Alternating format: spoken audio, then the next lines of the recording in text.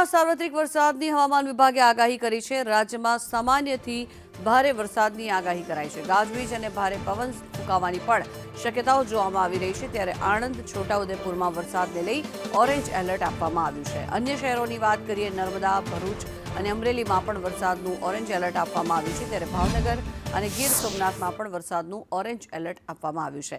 વાત દીવની કરીએ તો દીવમાં ભારે વરસાદને લઈને ઓરેન્જ એલર્ટ અપાયું છે। ત્યારે બનાસકાંઠા અને સાબરકાંઠામાં પણ વરસાદનું યલો એલર્ટ આપવામાં આવ્યું છે। પાટણ, મહેસાણા અને ગાંધીનગરમાં વરસાદનું યલો એલર્ટ અપાયું છે। ત્યારે અરવલ્લી, ખેડા અને અમદાવાદમાં વરસાદને લઈ યલો એલર્ટ આપવામાં આવ્યું છે।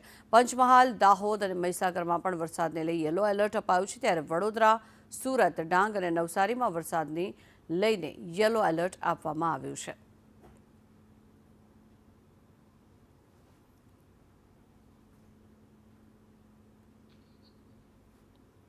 તો પોરબંદર, મોરબી અને દ્વારકામાં પણ વરસાદને લઈને યલો એલર્ટ આપવામાં આવ્યું છે। ત્યારે બોટાદ અને કચ્છમાં ભારે પવન સાથે વરસાદ થાય તેવી સંભાવનાઓ વ્યક્ત કરવામાં આવી છે અને તેની સાથે જ ત્યાં પણ યલો એલર્ટ આપવામાં આવ્યું છે। એટલે કે રાજ્યભરમાં સાર્વત્રિક વરસાદની હવામાન વિભાગ દ્વારા આગાહી કરવામાં આવી છે। આગામી 24 કલાક જે છે એ ખૂબ જ મહત્વના છે। સામાન્યથી ભારે વરસાદની હવામાન વિભાગે આગાહી કરી છે અને અનેક જે જિલ્લાઓ છે તેમને ઓરેન્જ એલર્ટ આપવામાં આવ્યું છે વરસાદને લઈ।